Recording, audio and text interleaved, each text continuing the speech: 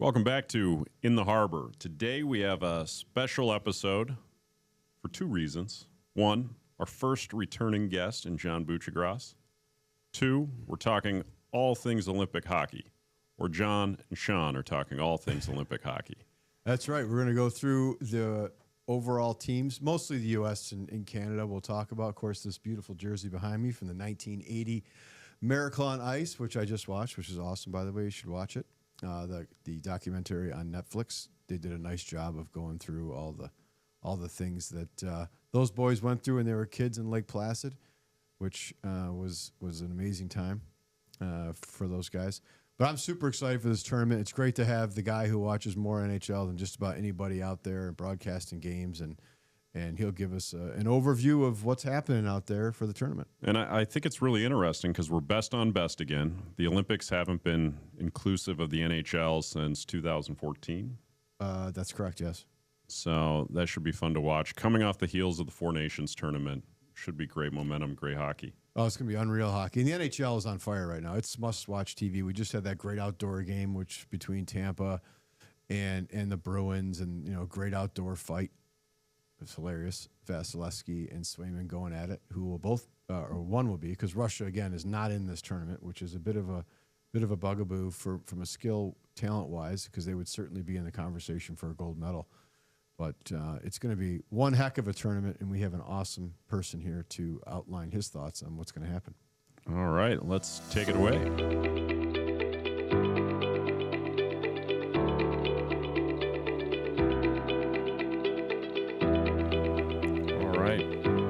John, welcome to the podcast. You're our first returning guest. Ooh, big time. He's big time. That deserves a sleeve of Titleist. Yes, a couple sleeves. They might be in the mail. I already got I got those. Now I need two more. Now he needs more. Yeah, exactly. Absolutely. I'll be using those golf balls in Whisper Rock next week. Oh, hey, who doesn't like going to Arizona to play some golf? I'm sure 4 days at Whisper Rock. I'm sure you have 36 a day lined up, although daylight might be tough. 18, 36, 36, 36. Oh, man, that sounds actually horrible. Yeah. And it is kind of an expensive marketing campaign for the pod. I mean, we're just counting on him losing balls and somebody else finding them. Yes. So the rattlesnakes will get him out there. Well, when we make our announcement on the first tee of what ball we're playing, I'll scream out the logo as well. Perfect. Appreciate it. All the snakes will really enjoy the balls. Don't go look for them out there, John, when you're hitting them wide. Nope. Go in and go. So are you going to get him ready for your little 3-week break here, or how you feeling about some time off from the NHL?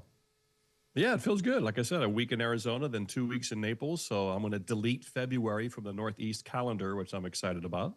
Yeah, I don't blame you. But yeah, we'll still be watching Olympic hockey and some college hockey, getting ready for the Frozen Four. And so hockey will still be in my life, just not at night every night on ESPN Plus. So. Well, I'm certainly excited for the Olympics to get going and can't wait for everything that comes with it, the camaraderie of the America team. I watched the special last night, actually. And there's so many scenes in that special that are just awesome to think about, Jim Craig and OC and what they went through. But this is a different team, a different tournament, different time in hockey across the world. The Americans are now, not favored, but they're certainly up there. I wanted to get your thoughts first on this Rink situation. How do you think that played into roster making for Billy Guerin and the like when they were looking at, okay, this rink's going to be smaller than an NHL rink. What kind of team do I want to put out there? Yeah, I think it's possible. Certainly, your smaller defenseman like Elaine Hudson, maybe that's something like, we just can't afford that in the corners when they gets into kind of a cycle game there, and Tom Wilson's out there, and there's other big fellas out there, but in the end, I think the players could adjust either way. I think the game's going to be tight checking anyway, like it was last year in Four Nations. That's what they anticipated. So, yeah, perhaps they think it might be even more tight checking now because of the slightly smaller dimensions, especially in the corners and things like that. So it's possible. I guess we'll have to wait till afterwards probably, because they wouldn't say publicly until after if they actually did think about that, and whether it was Cole Caulfield or whether it was Lane Hudson. Is that why Billy Guerin opted not to? And even Jason Robertson, who isn't an electric skater. So if you think there's going to be less room, then he would have a hard time separating himself from other players. So it's possible. So I'm looking forward to the post-Olympic news conferences and interviews with these GMs, especially if USA wins. And I think if you win, you'll be more forthcoming than if you lose, I think. Yeah, Jason Robertson, great example. 66 points on the year. He's top 10 in scoring in the NHL. I think he's the second left winger in scoring, maybe leads in left wingers in scoring, and he didn't get selected for this team. And you wonder, with the dimensions, so I was reading this, the dimensions of an NHL rink are 200 foot by 85, and this rink is like 196, so it's 3 feet shorter. Now, that doesn't sound like a lot, but when you have the top players in the world, it's something. Yeah, you notice it. Like we notice it when it's like, 205, and some college rinks used to be 205, and BU is actually 200 by 90. There's a couple college rinks that are a little wider. They're 90 feet wide, not 85. That gives you 2.5 feet on each side. And you could just tell on TV. We could tell. But what was the Minnesota rink we used to do, Sean? That was like massive, never-ending sea. Yeah, it was like 210 by 90 or 100 or something. It was just enormous. Yeah, it was huge. So yeah, you can tell. So that will be an interesting thing to look at as the tournament begins. And when you look at this United States roster, I start with the defense. To me, what are your thoughts on these 6 guys? It's my opinion that they may be the best 6 in the tournament. Where do you sit on that? For sure, because remember, they didn't have Quinn Hughes last year, and he is obviously a top 3 player on the team. Like literally, he might be the best player on Team USA, and he wasn't there last year, and they lost in overtime. So just to plug him in is huge. And I do agree that the Team USA defensemen and goalies are better than Team Canada. If you do bring this tournament down to 2 teams, USA's group is very easy. They're going to move on get right to the thick of this thing and quite easily. Canada might have a couple more, Czechia and a couple of these games. They could be difficult. They could be in one. And late in the game, and there'll be some Canadian tensions rising high, which they see in their tournaments on the men's side, from World Junior to 4 Nations, losing in Montreal to Team USA last year. So they get tense pretty quickly up there because it's the biggest thing they have. It's the biggest thing that they root for. So yeah, I do love Team USA's defense and goaltending. The question is going to be, do they have enough scoring? And that's where Billy Guerin could come under scrutiny. There's 3 Americans who have 30 goals this year at least who are not on the team, DeBrincat, Caulfield, and Robertson. They all have over 30 goals, and they're home. Meanwhile, JT Miller and his disinterested body is on the team. And obviously you want Trocheck for some versatility, but as another guy, is he going to be able to score in a tournament like this? Is he really going to provide any offense if you might need that one goal to win? So that's where the initial scrutiny and as the tournament begins, and then afterwards, depending on what happens, that's where the scrutiny will come on Team USA. And you look at the Rangers; they're a dumpster fire right now, and they got 2 forwards on this team that are making this club, and the Stars are on top of the world right now. Montreal's playing great hockey, so it is kind of interesting when you have to put these rosters in place so early before you get going on the tournament. It puts your team in a weird spot. When were they actually finalized? They were finalized. Right around New Year's Day. Yeah. Canada did theirs New Year's Eve. USA was a couple days after. Obviously, sometimes you get an injury and you're able to replace a guy. So that could have been a mulligan. I wonder deep down if some of these GMs wish they had a mulligan and said, wouldn't be mine. Anthony Cirelli's not going. So now they get Sam Bennett. Maybe in the end, that's the right play. I think most GMs would take Sam Bennett in a playoff series tournament over Anthony Cirelli. So they got that one taken care of with Cirelli's injury.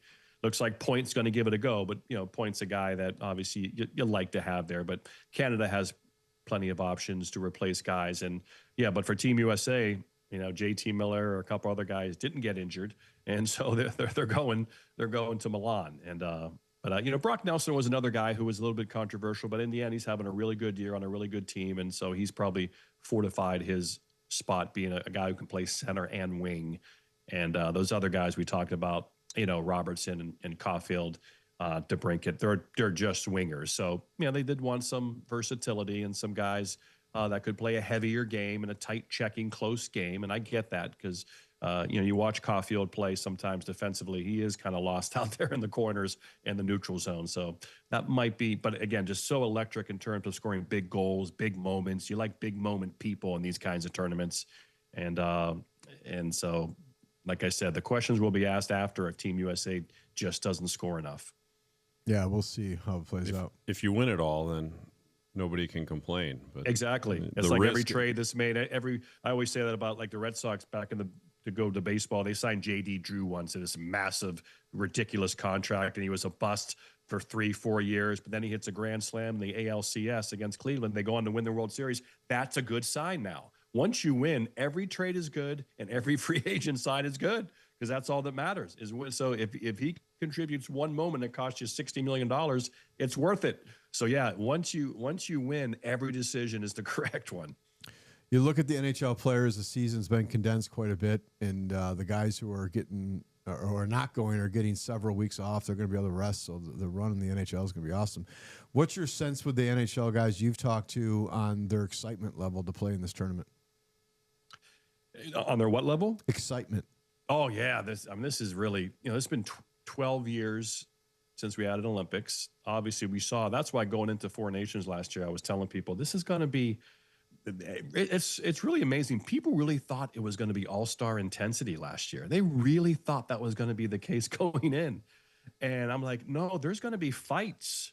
Like, there's going to be injuries. Like, there's going to be blood. It's just amazing. And then it worked out so well because it was the same week as the NBA All-Star Game last year. So you saw the intensity of the NBA All-Star Game, which is what the NHL All-Star Game is too. Even the skills competition, it's 80% intensity, and then the game is probably 50. So then you had the Kachucks do what they did. It was phenomenal with those two fights right off the bat. The sports world explodes, right? And Twitter and X get all over it, and suddenly eyeballs go on it. We have 9 million people watching the Four Nations game, which that is just a ridiculous number for hockey. Nothing ever come close to that. Game 7 of the Stanley Cup Finals might get you 4 million or 5 million. So it was just a phenomenon, and I think because people had no idea, they were surprised by it. They compared it and contrasted it to the NBA All-Star Week. So, and the players just, again, Connor McDavid hadn't won a trophy since he was about 16, 17 years old before last year. World Cup or something, was it? Or was it, what was the World Junior he won? World Juniors. Maybe. Yeah, he didn't win a junior or a Memorial Cup either. Like, this is going back to teenage years. So just to be on a winning team, so, and now to add the Olympic, because, and that being said, everyone knew all along that the Olympics was going to be bigger than Four Nations. And so, yeah, this once they get there and they put that uniform on and they're on the ice, they get a chance to bring that medal and put that in their bookcase and put that in their display at home and part of their life, career resume, especially for Canadians, because it's really that's kind of your baptism to immortality now and legendary status is the Olympic gold medal. Sid obviously had the overtime goal in Vancouver that cemented his legacy, and it really matters. And so, Team USA, I don't think it matters as much. We look at it a little differently. It would mean as much to those players as the Canadians, but in terms of, and that's why there's more pressure on Canada, because I think it does, it does mean just a little bit more in a different way compared to the U.S. players. They should play a little more free than Canada. They should use that to their advantage. It's interesting. You look at the sports out there, hockey, baseball. Here in Detroit, we can't get a pitcher to go past 90 pitches, and these guys are taking their time to go play in the Olympics, overseas. So it's fascinating, the passion in the sport, and it is. There's a lot of money involved with an injury here. If someone goes over there and gets hurt, and these guys just go play, and they're playing for pride. And that happened before. John Tavares tore his ACL last Olympics, right? And the Islanders lose him. That could happen here. Yeah, that could be a big factor. So we talked about the forwards a little bit, the D-men. Let's talk about the goalies. Who do you think is going to get the start in the pipes? Do you think they're going to rotate for Team USA? It's a tough decision. Obviously, Hellebuck, Winnipeg, they've been brutal this year. He came off an injury. He's been going. Jake Ottinger has won his last 5-6 in a row, but I don't think it's not because of him. Swayman had a great start. Great fight. Had a good fight with, as a good attention getter with Vasilevsky. I'm sure they'll give a couple guys a look. They'll look at them in practice. They'll probably have a couple really good competitive practices, mainly to judge the goalies. Again, those first couple of games, they can maybe identify two and say, okay, we'll give Hellebuck the first start because let's face it, he was our guy last year. Or do you just start fresh and say, you know what, we lost with Hellebuck. Let's start with Swayman and give him a chance to win the net. He won the World Championship gold last spring, first time the U.S. had won World Championship gold in 80, 90 years, and he was the goalie in the net. So we want to start fresh. We just don't want to throw out Hellebuck again. Or do they throw out the MVP and says, no, we're going with him again. It's his job. Wasn't his fault we lost. Connor McDavid was wide open, 20 feet away in the slot, all by himself. Picked the corner like you expect he would. And he won the gold, and he won the championship Four Nations for Canada. So, yeah, I think you give each goalie a start after a good week of practice and just have make your decision that way. Well, they have three great options, though. I mean, let's be honest. Yep. If you look at their goaltending versus Canada, I think all three of them might start on the Canadian team as of today. Yep. Now, Logan Thompson's had a great year, but I think it's going to be Hellebuck or Swayman, but we'll see how it plays out. But I agree with you with Hellebuck. Let him lose the job. Although their round robin games are kind of a joke. That's what I'm saying. Yeah. So you can start all three if you want and just see how they feel, see their body language, see how they react to the rink. And because, that is an adjustment for goalies too, the smaller rink and the angles and the dump ins might bounce a little differently. Who do you like? All three of them, no one really handles the puck that great. That's what, Binnington does so well for Canada is he is like an extra defenseman. He can handle the puck so well. That's why they'll definitely start. I think they'll start with him. But yeah, that's going to be a tough. Logan Thompson, Darcy Kemper, and Binnington. It's none of the teams are in a real strong, playoff position right now. They're all outside looking in. Thompson had an injury a couple weeks ago. I did a Capital game and he had an injury, so he wasn't even able to go. So that could be a factor there. Kemper's older. So I think in the end, Binnington's going to get the guys. They're going to go with him and just hope that he's able. It's like the old Augusta National thing when Fred Couples and Phil Mickelson go down Magnolia Lane. No matter how they're playing, they're going to make the cut. Like, it doesn't matter. It's something about that place just gets them in the right frame of mind, the right intensity, the right concentration. And I think that's what they hope for Binnington is when he puts on the Team Canada sweater. It doesn't matter what he did with the Blues. It's like a total reset for him, and he's the guy. He's the alpha guy. And you're going to win with me.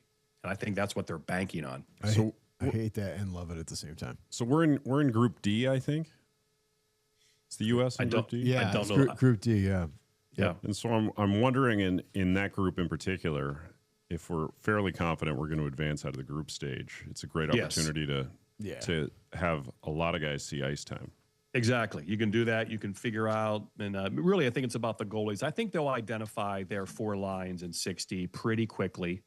And then just from there, go from injury. There's a chance. They definitely make changes. You have a bad game, and they will make a change. And we'll see if Jackson Lacombe, how they feel about him. But, you'd think maybe he starts on the sideline. But if something happens and a guy has a bad game, or like I said, there could be some injuries. Then they'll make that decision. But I think the round robin is why you can use the goalies to kind of see who's comfortable and who's really who just look. And that's the thing with goalies. It is really so much about the eye test, not only keeping pucks out, but what is his body language like? What does he look like? And how did he look in practice? And then they can make that determination for when they get to the quarterfinals and start seeing, Finland, Sweden, Canada, however that, works out, and then make that decision then. That's a tough decision. A lot of pressure, man. It is. So Herb Brooks, the great Herb Brooks, the quote, he wanted the right players versus the best players, and you got to try to navigate that as you go through this. And the guys who are orchestrating the rosters and putting them together. And I think there's something to be said about the right coaches versus, the maybe the best coaches. But Canada has John Cooper, who had a sick outfit on the other day in the outdoor game. And I think he's just the right coach. The guy can win. He's won at every level. He seems to do a great job with the players as they get organized. And I know you know him well. What's your sense with him going into this tournament? Yeah, this is a big one for him. Guy starts out as a lawyer, starts helping out a local high school team coach. They win a state championship, and he goes in junior championship, and then he USHL and AHL and NHL. He's an uber people person, just amazing people skills. He's a connector. He just knows what to say, when to say at the right moment. He obviously has the swagger now of the 2 Stanley Cups and the 4 Nations. Even that outfit the other night, like you wear that outfit in the outdoor, you have to win. Like you can't wear that and lose, right? That's a gamble because you look like a clown if you lose. And they're down 5-1 and they win. Like that only adds to his whole deal. So yeah, he's just got a charismatic swagger and still young enough. He still skews kind of young, almost has like a boyishness, which I think helps him identify with younger players as he gets older. He's still kind of where Mike Sullivan, I think it's the opposite. He's skewing older, I think, which is maybe why he had a problem in Pittsburgh. This is a big moment for Mike Sullivan. Like, is he the guy that should be the coach? He didn't win a playoff series in Pittsburgh in the last, forever, 5-6 years. Now his team and the Rangers are the worst team in the Eastern Conference. It's like, this isn't a great vibe going in. Well, Canada's coach, John Cooper, they're the best team in the East. They've won 18 of 20, and now he's going into there as a winning coach. And I think that also matters, just the fact that coaches are both coming from complete opposite success stories right now, presently. Forget resume. So there's a lot going on in Canada's favor. And then, of course, that Players Tribune article by Connor McDavid, he releases that, talking about how much this means to him to wear the Canada sweater and to be in that room with Sidney Crosby in the 4 Nations in the overtime and how calm they were. And then he went out and scored the winning goal. It's just, I think Canada has a lot of good things, despite the question marks we talked about goaltending, and even their defense is not as good as America's. There's just something about the Cooper-McDavid combo and all the support that they have, obviously, McDavid has, that he doesn't have in Edmonton with, Nathan MacKinnon and Sidney Crosby and Macklin Celebrini. I think Canada has a lot going in their favor. Yeah, I saw MacKinnon last week here in Detroit. He was unbelievable on the ice. There was nobody even close to him on the ice. Nope. I think we all know who should be the Team USA head coach for every tournament on a go-forward basis, and that would be a college coach out of the University of Denver. The guy just wins tournaments, wins NCAA championships. Just make him the coach of everything in USA. It's unbelievable. David Carl, what he's been able to do. So that may be down the road, though, John. Exactly, yeah. He came close last time, but he'll eventually be in the NHL, but a few more years. If you look at the Canadian forwards, you're right. They are so deep. Sam Bennett getting on the squad. Celebrini, what a year he's had. Going down to the second, I would say, tier of forwards, you got newcomers, Suzuki. What about Tom Wilson? What's he going to add to this team? You can't play the top 2 lines the entire game. So what do you think of the second grouping there? Yeah, it's I love their whole team. They're so defensively sound, which is what they'll kind of be. That'll be their idea. I think the big players have to score. The top 2 lines on both teams, like Austin Matthews and Jack Eichel, have to score for Team USA. And are the Tkachuks healthy and ready to go? Matthew Tkachuk is slowly getting back into it, but yeah, for Canada, they're so potent, and especially with McDavid and MacKinnon being on separate lines, just to roll those guys out there constantly and, off of timeouts and breaks, they can roll them back out there. But, John Cooper, that was one of the things that he kind of maybe, outcoached Mike Sullivan at the 4 Nations. Sullivan shortened his bench there in that championship game. And by the time they got to overtime, they were gassed. And Cooper didn't. He kept rolling. He kept rolling the 4 and kept them fresh, knowing that that could happen and late in the game. But what is interesting about this is about the Olympics is the overtime. People don't realize this is 3-on-3 overtime. It's not real hockey after regulation. And when Sidney Crosby scored his golden goal in Vancouver, that was 4-on-4 overtime hockey. Now we're doing 3-on-3, and the gold medal game goes right to 3-on-3, and you play till someone scores. Now, earlier in the tournament, in the preliminary, you have some 3-on-3, then you have a shootout. Before you get to the semifinals and the finals. So that is interesting. And that obviously with MacKinnon and McDavid really does play into Canada's hands as well. Just getting to a 3-on-3. They might even coach somewhat for a tie to get to 3-on-3 because of the advantage they'll have with Cale Makar, Nathan MacKinnon, and Connor McDavid. Imagine you put those 3 out there. Like, how the hell do you guard those 3 guys? I'd have to imagine that adds to the excitement too. It does. You're right. The anticipation at the end of regulation is 3-3. Team USA, like, I know we have good players too, but we might want to push and try to win this thing now, as it were. Canada might be a little more, hey, let's just get the 3-on-3. I really like our chances here in a gold medal game with these guys and our speed. But that would be crazy. That would be amazing drama and tension if it does get to that point. Yeah, you'd have to, if you're the U.S. team, you have to have Hughes and Werenski or McAvoy on the ice. Maybe just put 3 defensemen out there. Maybe, yeah. You're just your 3 best skaters at that, right? When those guys are out there, match up. But yeah, it'll be fascinating to watch the strategy, and of course, also part of Team USA, the coaching staff. I've been working with John Tortorella all year at ESPN here. That's where I am, and across the street from ESPN in the hotel, and so Torts being on that staff and being next to him all year long here, talking about the team and different guys. They would assign him a couple guys to watch and look at. I know he's looking at Matthew Nyes for a while, and Nyes didn't end up making the team, but it's been fun sitting next to Torts, and because he's going to be on that bench and just taking me through the process a little bit. So I'll be rooting for him. I'll definitely be. It's kind of fun. I don't really have a favorite team in the NHL anymore, but so it's kind of fun when they get these international events. I'm kind of a fan again, which I enjoy, and rooting for Team USA. Yeah, it should be a great tournament. Well, and I think with the success of the 4 nations, I mean, the viewership should be pretty incredible. I bet it kind of builds off of that. And I agree, yeah. now that we're best on best again for the first time in the Olympics since 2014. Well, hockey is very important for the Winter Olympic success. It really is about figure skating, the hockey tournament, and probably sometimes skiing, especially the Lindsey Vonn story is going to get an incredible amount of rating. Now, if she ends up, right, she said she's competing. I know.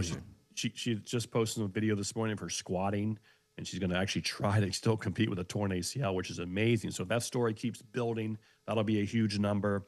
Figure skating, obviously, you got to rely on that someone grabbing someone's attention. We don't seem to know our figure skaters like we used to back in the day. You knew them going into the tournament, right?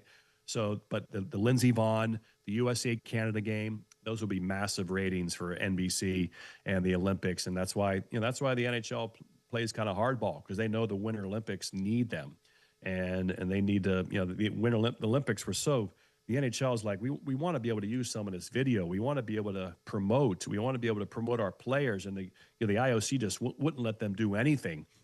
And so saying no a couple times to them, and so I still don't think they're really happy, because they really do it because they know the players want to do it, and it means a lot to the players. And so the NHL relents. You don't really like to shut down your business for 3 weeks in the middle of, like a department store closing during the Christmas season for 2 weeks. Like, you just don't. This is hockey's chance. Football's ending. You have the attention here in February as the football season ends this Sunday, and now you're shut down for 2 weeks. So the NHL, the owners don't like it. Some people still don't like it, but they know how much it means to the players, and they have a good relationship right now with the CBA and how they do business, so they don't want to ruin that. Well, and that's an interesting narrative too. I mean, take 3 weeks off. Teams that had momentum before the break, Columbus Blue Jackets, lose their momentum. Yeah, and somebody could come out. I mean, it's actually pretty interesting. It is. So, and and people, what do you think is going to happen? I don't know. We have to wait until it happens. It's one of those things you just don't know. Maybe Columbus will come back and keep winning because they're a good team. Maybe they won't. Maybe the momentum and rhythm was part of their success, right? You just don't know. And then, of course, the injury that could happen to somebody, an NHL team. David Pastrnak gets injured, and then the Bruins are toast, right? Then they're done. Then that gives other teams. So there's all kinds of storylines that will come out of this. Again, hopefully nobody gets. It's a possibility nobody gets hurt, any kind of major injury, which we hope. And so we hope that's the case. But yeah, there's a lot of things to look at the tournament that way. Outside of U.S., Canada, who do you think has a chance to win over there? Yeah, Sweden is certainly, for a while there, it looked like they were so injured they didn't have a chance. But now it looks like Nylander will play and Landeskog will play. And so they have enough stuff. And, these are like, you got a goalie can win a game. That's the thing, with Finland. Finland, they're kind of beat out. They don't have Barkov. But they beat Team USA at the 4 nations. It didn't matter. Team USA was still in the finals. But you get one hot goaltender with a few players, and then that's what's cool about those other countries like Finland, Sweden, even a Slovakia, Czechia.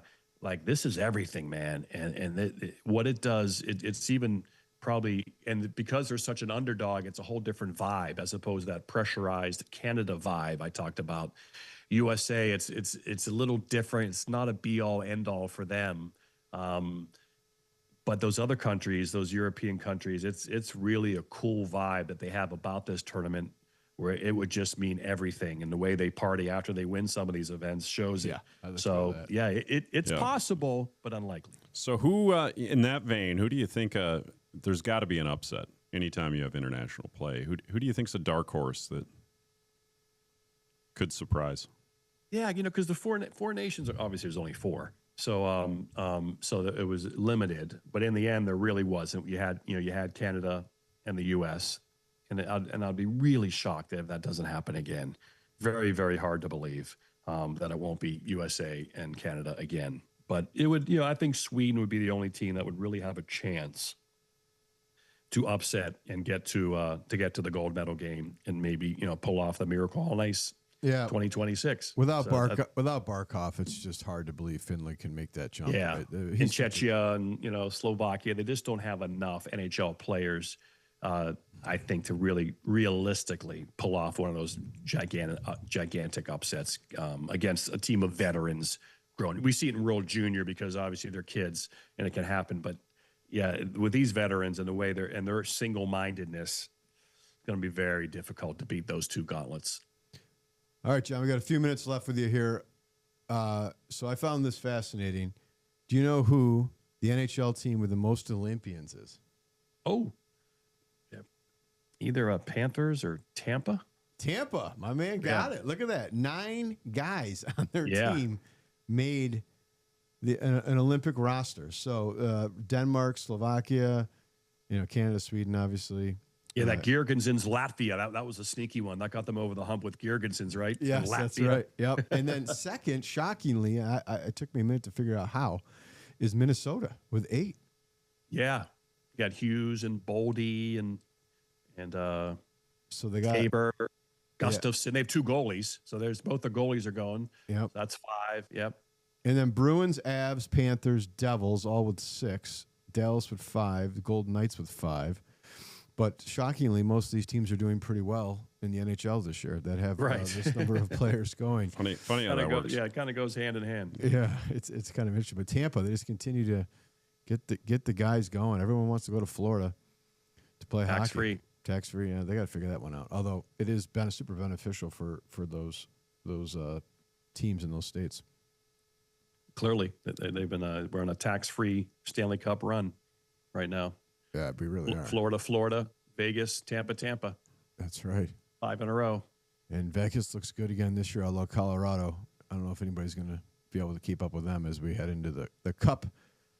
But we'll see what happens after the Olympics. Who knows? Yeah, we got to trade. We have a trade freeze now. There's no trades during the Olympic break, and then we come back. Remember, and then we have like 1 week till the trade deadline. So it could be really a lot of fun that week.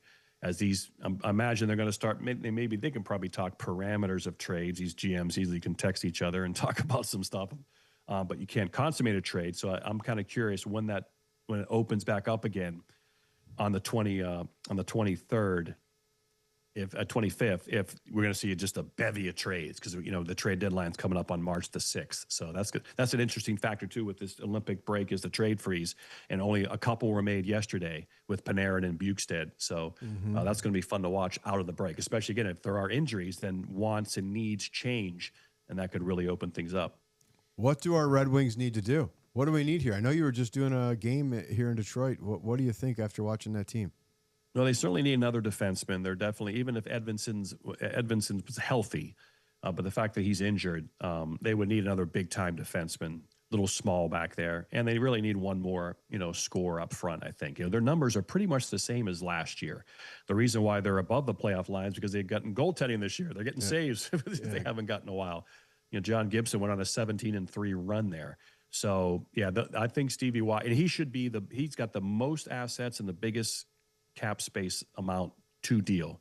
So he could hit home runs. Now, I thought he would go after Panarin and try to hit a home run there because I think that would have been a good short-term thing. But Panarin had a location in mind, and it wasn't Michigan. It was either Florida or California. So he couldn't do much about that. The Tigers have been spending some money, so maybe their little sister across Woodward is going to also spend some money. Inspire them because he has it. Stevie Y has it. All kinds of cap space. he's got draft picks. He's got some prospects that he's drafted the last couple of years that aren't good enough to make the team now that he certainly could deal. So I hope that Stevie Y swings big because the window is open and they're ready to go. Yeah, I would agree. I think it's been a good year for them all around. Well, absolutely. We're looking forward to the Olympics. Can't wait to watch it. Enjoy your time off and appreciate you spewing some Bucci knowledge on in the harbor. Anytime, boys. Love the harbor. All right. Thanks, John.